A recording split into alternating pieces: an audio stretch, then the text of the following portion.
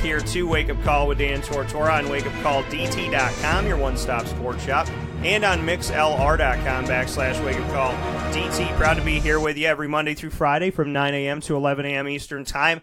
Always a blessing and an opportunity to hang out with you here, so thank you so much for being a part of the show and a part of Wake Up Call and everything that we're doing. Fantasy football is something that is year-round. Mike and I know that. You should know that from listening to us all throughout this season and the last couple seasons. We're always happy to be here with you. Mike Sofka of Hall of Fame FantasyFootball.com. Myself, Dan Tortora, obviously of WakeUpCallDT.com. We got a bunch of games coming up. Wild card already. No break in between. I like this.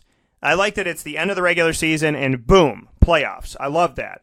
We have Indianapolis at Houston, Seattle at Dallas, the Chargers at the Ravens, and the Eagles at the Bears. It's all coming up this Saturday and this Sunday, January 5th and 6th, respectively. And we're going to talk about playing daily fantasy. You can continue to be involved in these games, and we'll talk about our champions. So a lot to discuss as we've missed Mike for a week here. I was traveling down to Florida and covering the Camping World Bowl. That took up the weekend's time. And so Mike and I are now back here with you. Mike, how are we doing today? Awesome. How you doing? Doing very well. And let me ask you this first and foremost. Were you able to watch the Camping World Bowl, and what did you think about Syracuse taking care of rival West Virginia in the great state of Florida? No, I thought it was impressive. I thought it was, I know that, there was some challenges of players not playing the game and so forth, but it doesn't matter. It's like we talked about before in fantasy. It doesn't matter. The end result is what people are going to remember. I mean, a lot of people don't remember who was the runner-up in the Super Bowl last year, but they remember who won. It is what it is. You got to take home the hardware. You got to do what you got to do to win, and the Qs did that, and hats off to them for a solid performance all the way around. Yeah, and that's the thing about it. Like you said, it's how you finish. You can have your ups and downs, but it's ultimately how you finish everything here. And Syracuse started strong. They in the first part of their season they went 4-2. In the second part of their season, they handled business and went 5-1.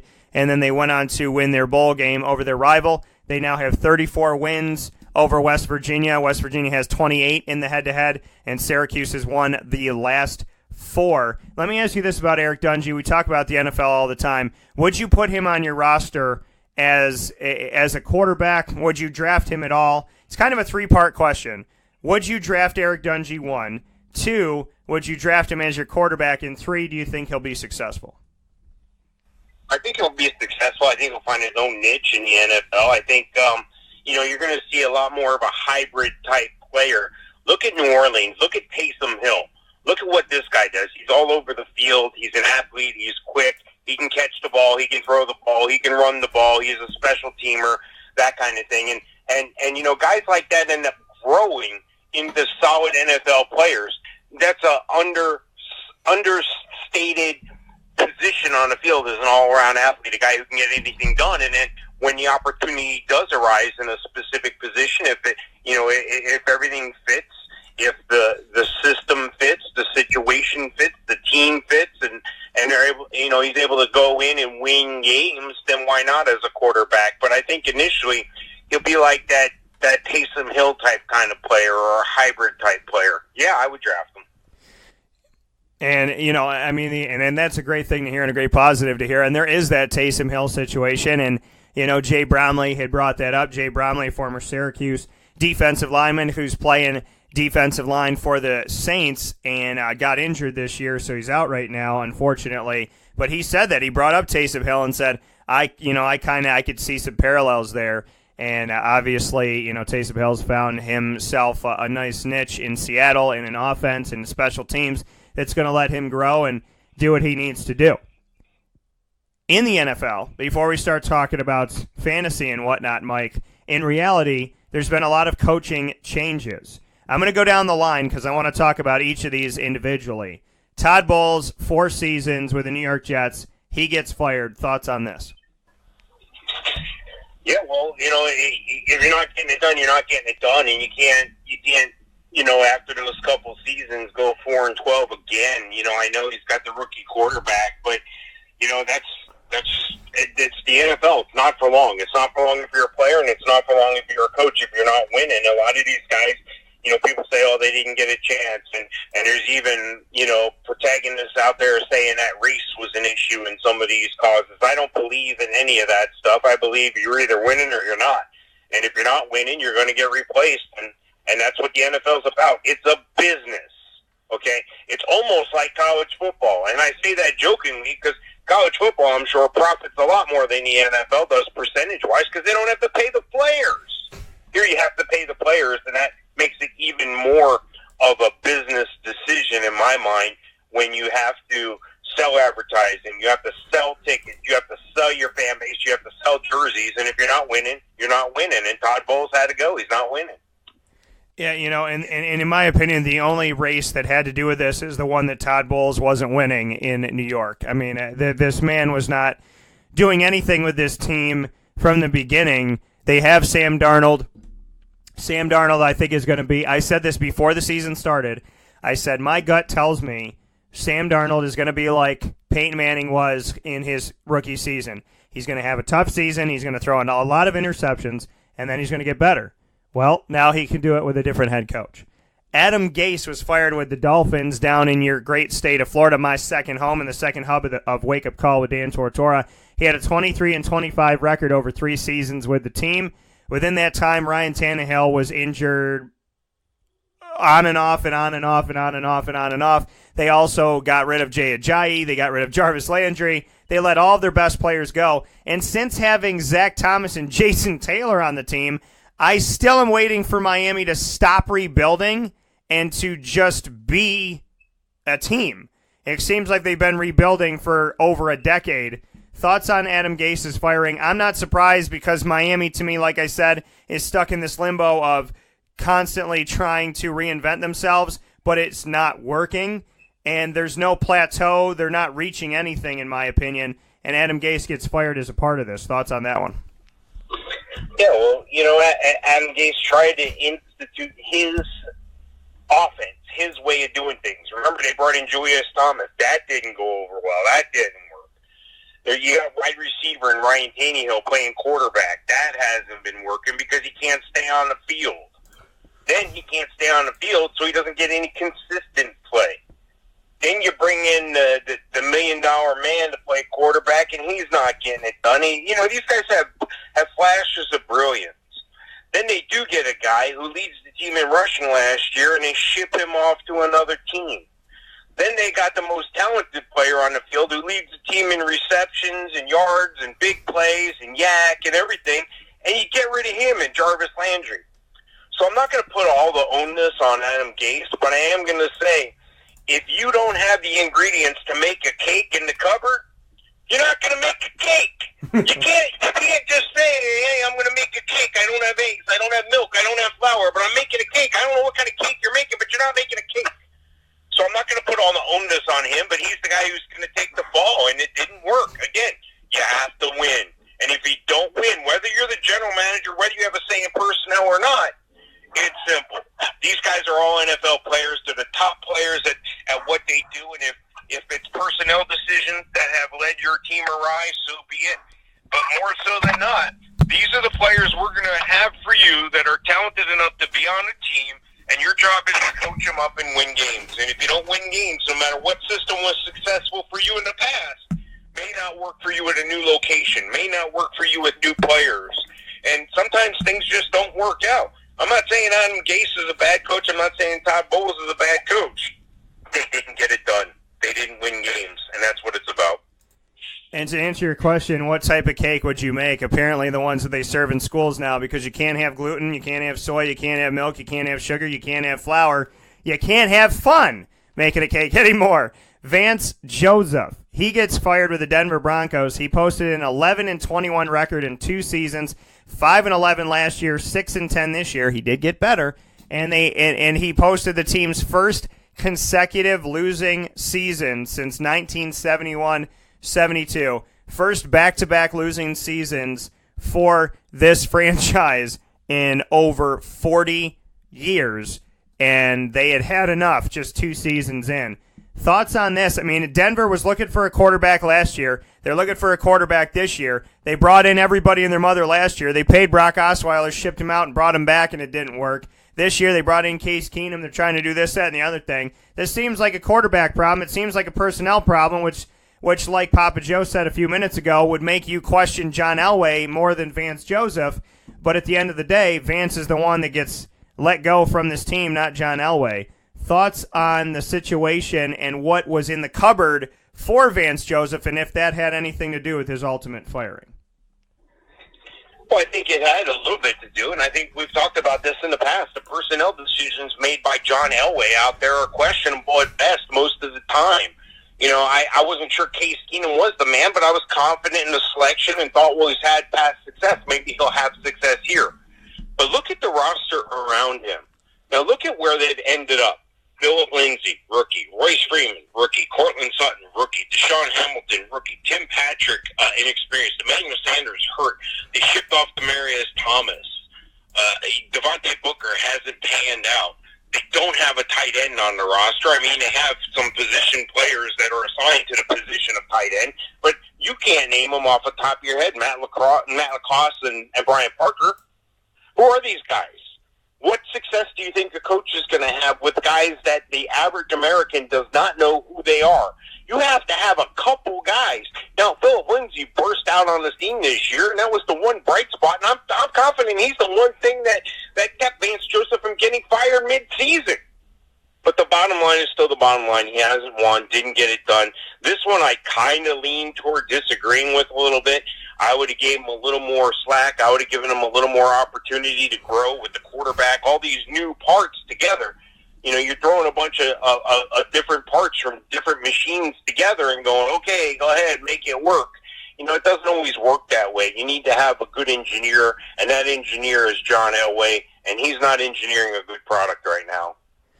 Yeah, and, that's the situation that they're living in right now is that, Vance Joseph, like you said, what the hell, and I said, what was he given? Who are these people? C.J. Anderson's not there anymore either. I mean, who, Tim Tebow had to go after he beat the Steelers. He had to go for Peyton Manning. I would have just left him there just to have him in the locker room, but he had to go, and ever since then, what have they done? Nothing. They let Malik Jackson go, mind you, by the way, after he won a Super Bowl, and he went to Jacksonville, and in just 2 years, the team was 4 points away from being in the Super Bowl themselves. So, a lot of personnel decisions that don't come from the head coach, they come from the front office. When it's, we're going to keep this contract, not. The coach might have a say or two, but the general manager and, the president and the this and the executive VP and whatnot, just like with Jacksonville. What did Shad Khan say? And I know some people have different situations, but what did Shad Khan say as the owner? The executive VP is who? Tom Coughlin. It's all in his hands. He left the decision of from what he wrote, he left the decision of Dave Caldwell and Doug Marrone to Tom Coughlin. It is and will always be in the hands of Tom Coughlin. He said this at all times is in the hands of Tom Coughlin. So, is this team not in the hands of John Elway? But you can't fire your phenom quarterback. You can't fire one of your top 3 best players of all time, can you? And that's the situation that, I mean, I guess if Denver keeps losing and they have another coach and maybe another coach, maybe they have 7 or 6 other quarterbacks, then maybe the conversation is John Elway. But right now you can't fathom that because John Elway he's gold in Denver. Dirk Cotter got fired from the Tampa Bay Buccaneers. He gets let go after the Bucs lost their season finale to the Falcons, 5-11 for 2 years in a row. Dirk Cotter, I don't think was a household name before. I don't think he's a household name 2 years later, which is why Tampa is not sticking with Dirk Cotter. What do you think about this situation and him being let go? And if Tampa had ever made the right decision with him, because it just, to me, this one didn't feel good. It didn't splash. It sounded like a glorified backup getting a starting role type of thing. What is your thoughts on Tampa and Dirk Cotter? Well, the whole reason why Dirk Cotter got the job was to show some cohesiveness for Jameis Winston, to show some stability, to show some continuity, to let him get past the learning curve of learning a system and having to relearn another system right behind that. It's not working, okay? You're keeping the wrong guy. Maybe Carter has to go, but Jameis Winston has to go as well. Tampa's come out and said, yeah, they're going to get a new coach, and they're going to say Jameis Winston is your quarterback. They're going to hitch somebody else's career and their job to a losing quarterback who makes bad decisions. Now, I'm not just talking about bad decisions on the field. I'm talking about bad decisions off the field, and we knew about these bad decisions before he got on the field in Tampa. I don't have to talk about crab legs or Uber car trips or drinking parties or standing up and announcing things in the FSU cafeteria. And I don't have to talk about throwing 4 and 5 interceptions, getting benched, and then having another guy throw 4 or 5 interceptions because you're not getting it done. I don't have to talk about Ronald Jones not panning out this year and Peyton Barber struggling. I don't have to talk about Deshaun Jackson. He's frustrated. He's mad. He's upset. He got put on the inactive list the last week after he came out and said he's not long for Tampa Bay. Well, they're not long for you either, Deshaun, because you're not getting it done. I know you're pouting because Ryan Fitzpatrick was not the quarterback there, but it's the NFL. It's not your choice. A few bright spots, Cameron Brate. Another bright spot, Chris Godwin, Adam Humphrey. So there's some talent there. There's guys there that can make this happen. I don't think they have the leadership, and I think the leadership starts upstairs. I think it starts up top with the ownership. You're keeping the wrong guy. You got to scrap Jameis Winston. You can get out from under his contract. Let him go. If it hasn't worked now, it's not going to work under a new system. Let Jameis go. Bring in a coach. Bring in a quarterback, whether it's a veteran to bridge the gap and you draft a rookie quarterback. I know there's not a deep class this year, but you have an opportunity next year as well. Jameis ain't cutting it. Jameis is not a $21 million quarterback. You're making a mistake, Tampa. Yeah, and I would agree with you with this. I think that this is the easiest conversation of a quarterback and a coach that just weren't panning out. I think this is an easy move to make. It's an easy switch to make, and I think that Jameis Winston's going to doom his next head coach as long as he's the quarterback of the team. He's either going to doom him job-wise or he's going to doom him with getting himself in trouble again, or both. Jameis Winston allegedly didn't do this and didn't do that at Florida State, but now he's a pro and he's at Tampa, and he's still getting in trouble, and there's still issues. So all the stuff that we didn't want to believe happened before, did it actually potentially happen? Because look at what he is now.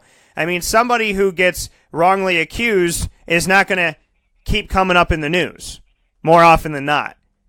He was allegedly wrongly accused and has been getting in trouble for how many years now? So this seems like an easy get rid of the coach, get rid of the quarterback, move on with your life. Marvin Lewis gets fired from the Cincinnati Bengals for the second straight year. He steps down, gets whatever you want to say, however semantics you want to call it, but Marvin Lewis is not the head coach of the Bengals.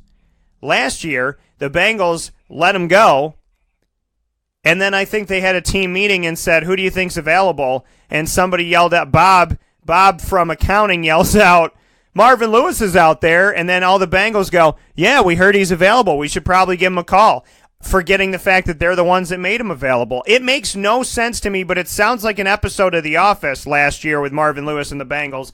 This time around, they let him go. Allegedly, it's for real. What do you think about this one, Mike? Yeah, I kind of agree with it. It would have been 16 years. If that's not happening, it's not happening. And I know they had trouble at quarterback with injury late. Joe Mixon really turned it on. Didn't see much from Mark Walton this year. Tyler Boyd really turned it on. I know they had injury to AJ that, is really, catastrophic team-wise. CJ Uzomah stepped up. Yeah, there was some guys that stepped up big. It's a shame that it had to happen. It was time for a change. That they need to do something different. Hopefully Andy Dalton will be back, and hopefully everything will be fine, and hopefully they'll move on and get something going. But it was just time for a change. If you're 16 years in and you're still as a team, you don't have any outstanding signature victories or playoff wins or Super Bowl appearances, it's time to go. And that's what the NFL is about. Again, I'm surprised he lasted this long. Yeah, it's very I don't know. It's very strange that we sit where we sit with Marvin Lewis with the Cincinnati Bengals in this unhappy marriage that somehow just kept going. Mike McCarthy and Hugh Jackson get fired in season, so I'll tandem them in this one, Mike. Thoughts on McCarthy? I never thought he'd get fired as the Packers head coach until he started seemingly arguing with Aaron Rodgers on the sideline, and then the team didn't play well. Hugh Jackson with the Browns, I'm surprised he had a job this year. So with Mike, I'm surprised that it went sour. With Hugh, I'm surprised that they kept him. What are your thoughts on the mid-season firings or in-season firings of Mike McCarthy and Hugh Jackson, them kind of knowing beforehand that they're not going to be there that long? Well, obviously, hindsight being 2020, the Hugh Jackson move was very smart because they started putting up some wins and started getting things happen. Started moving the ball. Baker Mayfield seemed a little more loose. They seemed to be able to make things happen. And I think the early part of the season with the stubbornness of Hugh Jackson, I'm going to call it stubbornness. There was some mismanagement of game clock. There were some games that I felt they should have won that they lost, and they ended up tying. And it's still the same story. You got to win. And Hugh Jackson got brought over to Cincinnati with Marvin Lewis. So I wonder if he's still going to be around Cincinnati or if he's going to be departing as well. More likely than not, he'll be departing as well. But the McCarthy thing is puzzling. Seem to have everything going for him, but again, you see this in Tampa. They're putting their eggs in the basket with the quarterback. The quarterback wins out. We see this in the NBA. The player wins out. They keep the player and they fire the coach. Look at what happened to the Orlando Magic years ago with Van Gundy and Dwight Howard. I mean, this goes on. If there's a disagreement between a top-level elite player, all-star player, Pro Bowl player, all-star player, the team is going to side with the player, and they're going to ask the coach to leave. And that's what's happened here. And McCarthy's was in a bad situation. I think McCarthy would do himself wonders to take the Cleveland job. I think they got some outstanding depth. I think they have the personnel. I think they have the talent to immediately make something happen. And I think you put McCarthy in there, they could go places in Cleveland. Yeah, and I agree with you on that. I think Mike McCarthy's a good coach. I think that, he's obviously I think he's one of the coaches out there right now that you hire him and you got a shot at a championship. Even though Green Bay had their woes this year and whatnot, I still give it up to Mike McCarthy. Steve Wilkes, though, the other one we got to talk about, of the Arizona Cardinals, he was given about 15 seconds as the coach of the Cardinals before he was let go. Thoughts on the Steve Wilkes situation in Arizona? Yeah, this one I didn't agree with at all. I don't think he was given a chance. I don't think so. He had the rookie quarterback. David Johnson was suspect at the beginning of the year. You had old man Larry Fitzgerald hanging on, but if you can't give him the ball, you can't give him the ball. The defense was in shambles at times. They've lost some players there too. So, I think this one was a little unjust. I think they were a little trigger happy. The only thing I can say is maybe they have something else in mind. Maybe they know something we don't. Maybe they have something coming that we don't know about yet. Because remember, you can't really talk to a lot of these coaches on playoff teams until after they're eliminated, basically. So, the better candidates, of course, are usually the coordinators that are with the winningest teams that are still going to be active for the next month or so. So, it's a shame, but it is what it is, and wish them well. And hopefully Arizona's got their team's best interest truly at mind. Or maybe there's things we don't know. Maybe they were like, hey, you know what, we made a mistake here. This isn't our guy. I know it seems unfair, but we can tell this isn't our guy. We're just going to cut it clean and start over. We made a mistake. If that's the case, well, good for Arizona, but this one is a bit puzzling to me how quick they were. Speaking here with Mike Sofka, Hall of Fame FantasyFootball.com. We do it every Thursday in the second hour of the show, and we're talking about the coaches that got fired. In the state of Florida, there's Jacksonville, there's Miami, and there's Tampa Bay. Those three franchises in the NFL, all in the state of Florida. Miami fires Adam Gase. Dirk Cutter gets fired from the Tampa Bay Buccaneers, but Doug Marrone gets retained by what Shad Khan says is Tom Coughlin's decision. Thoughts on that one? I like the decision. I think it's a good decision. I think that, Syracuse guys and Marrone and Coughlin, that they seem to know what they want. The question is have they made some right decisions? I think the general manager has, Dave Caldwell's built that defense. He's brought in some talented players. So I think Coughlin's onto something here, and I think Marrone's onto something here, and I think good for Shad. Shad Khan identifying that, cohesiveness and consistency is just as important. As long as you got the right person to do the job, they'll get the job done. You got to give them the opportunity. You got to give them the tools to get the job done, and you got to give them the time to get the job done. And the thing that saved Doug Marrone is he made that appearance throughout the playoffs last year. Yeah, maybe Blake Bortles might have been a miss. Maybe Leonard Fournette's not the guy because he's constantly injury-prone and cutting up on the sideline and not being a good team player and fighting people during the game. Maybe, some of these young receivers in Westbrook will pan out, a Chark will pan out, a Keelan Cole. Maybe they'll find a tight end. They already have the defense. If Jalen Ramsey can keep himself in check for a year and turn around and mature, maybe they can keep him, but he's looking like a lost cause as well. I think Marrone getting the opportunity to continue to let Jacksonville grow is a good thing for the team. I just wonder what decisions Jacksonville is going to make personnel-wise, especially a quarterback and running back. That's going to dictate how much longer Marrone is around.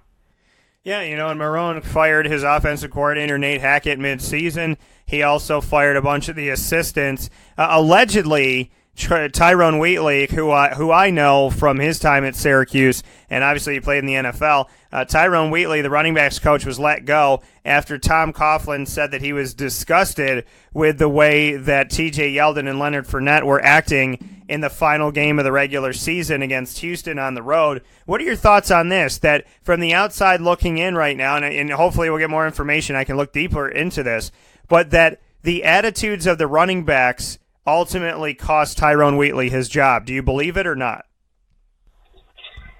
Well, sometimes we're told one thing, but it's really another, and sometimes people take positions because maybe that, it looks better publicly or what have you. It could be. It could very well be because, who is the person responsible for those players? Well, it's their coach. Who is their coach? Tyrone Wheatley. So I get it, And if you can't control your players from the most basic standpoint, look, years and years ago, I was in the restaurant business.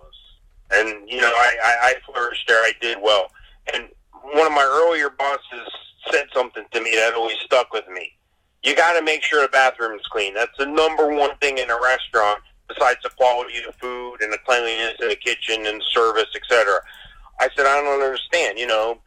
People come in here and they dirty up the bathroom. He says, yeah, but you have to keep it clean. He says, let me ask you a question. If you can't do one little thing like keep the bathroom clean, how good are you? And what I'm trying to say is, if you can't do the most basics of tasks and keep your personnel, who you're responsible with, in tune, in line, in position, and moving forward, how good are you? And apparently that wasn't getting done. So, good riddance, part ways, whatever, or maybe it's, like we said, something else. But the bottom line's still the bottom line. They're going to side with the player more so than the coach. Maybe this is a sign of reprieve for Fournette. I know one thing, Fournette's going to be a lot lighter in the wallet, being they took away all of his bonuses in his contract due to the player conduct policy. Yeah, I mean, we sit here right now in a very interesting situation, and, this is the beginning of the end for Doug Marrone if he doesn't get it done, because he has now fired one of his coordinators, and he's fired multiple assistants, people that he's responsible for, people that had connections to him at Syracuse. So, if this doesn't work, then Tom Coughlin makes the call. This is how I feel about this, Mike. Let me know what you think. I think between 4 and 6 games in, if Doug Marrone's not winning, Tom Coughlin either takes over the team or lets him go. Something's going to happen. I believe 4 to 6 games in, they're not going to let Doug keep going if Doug has issues next year. Agree or disagree? No, I disagree. I think they'll keep him the whole year regardless. I think they understand the latitude of what's happening. And, with Shad Khan coming out and making that statement about consistency, that's not a very consistent thing to do in the middle of a year. So I think that would be out of character for him in a way. But nothing passes. Nothing would surprise me. As we've seen in the NFL, you have to win games, and if you're not winning, There's only so much, that the fans can take. There's only so much that the owner can take. They need to put a winning product on the field. So I think Jacksonville will be okay if they can get this quarterback and running back situation straightened out. And it's a shame you have to include running back in that conversation. You have one of the most talented guys. He can't get on the field, stay on the field. And when he is on the field, you're afraid he's going to punch somebody out or cut some jokes on the sidelines. It's not the right guy. It's like Jameis in Tampa. It's not the right guy. Everybody can see it, but they're already married. They've already hitched their wagon to it. They've already invested a lot. Maybe they're going to ride it out and give it one more chance. But you have Tom Coughlin entrenched there. If you need an emergency head coach, you have one. And it sounds like Shad Khan's leaving a lot of it in the hands of Tom Coughlin. Could you see Tom Coughlin getting more involved, even if he's not called the head coach? Do we not see that Tom Coughlin has Doug Marrone on a tight leash? Yeah, I think he might be, but I don't think so. I think because of their past experience, because of knowing each other a little bit, and between, again, what Marrone was able to do last year has given him a lot of slack in the leash there. I think that he's able to get away with things or do things or ride out more time. I think he's bought himself more time with the team's performance last year. It's a very un-Coughlin-like team. When you're talking about lack of discipline, and you're talking about getting fighting penalties and cutting up on the sideline, and these are things that would get lesser players cut. If Leonard Fournette was the long snapper, he'd be unemployed. If Leonard Fournette was the third string linebacker, he'd be waived, he'd be cut, he'd be gone. And that's the same thing with Blake Bortles. If Blake Bortles were a top 5 pick, he would have been gone already. They've already invested so much in these guys. They found something positive in them. They're trying to make sure they're not missing that positive. It's not a matter of the coaching. It's not a matter of, the effort of the player. I don't think Tom Coughlin comes back to the sideline in any capacity. I don't think he's the head coach in any capacity. I think at best he's an advisor. He's a consultant. And I almost don't want to open up the can of worms with the Urban Meyer thing here, but that's what it kind of seems. They've reached some sort of other agreement. He's now going to be the assistant athletic director. And come on, let's just call it what it is. If you've decided to go another way, if politically things aren't what they are or things aren't where you want them to be, move on. Say you made a mistake. Admit the faults. Correct them. Take corrective action and go win some games. And hopefully that's what they're going to start doing here in Jacksonville. Yeah, it's going to be the wait-and-see game right now to see where they're going to end up in the grand scheme of things, but hopefully we'll be able to see some positives happen for Jacksonville in the not-too-distant future.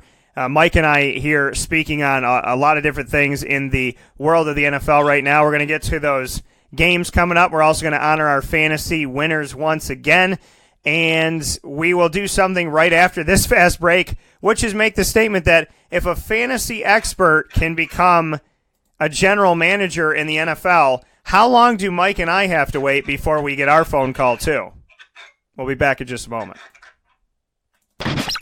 This is a wake-up call, fast break.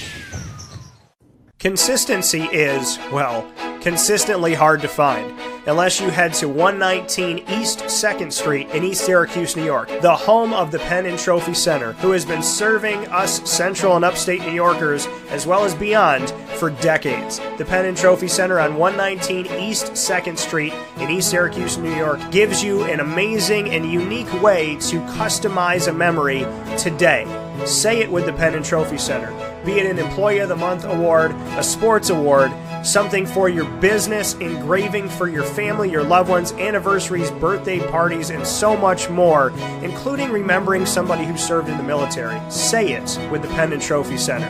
119 East 2nd Street in East Syracuse, New York. The definition of consistency is pen and trophy. Browse their products on penandtrophy.com. That's penandtrophy.com, and call them for more information at 315-422-8797.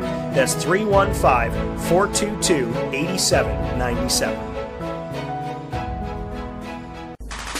The Wildcat Sports Pub in Camillus, New York is located on 3680 Milton Avenue in the Home Depot Plaza. It is your family-friendly sports bar and restaurant.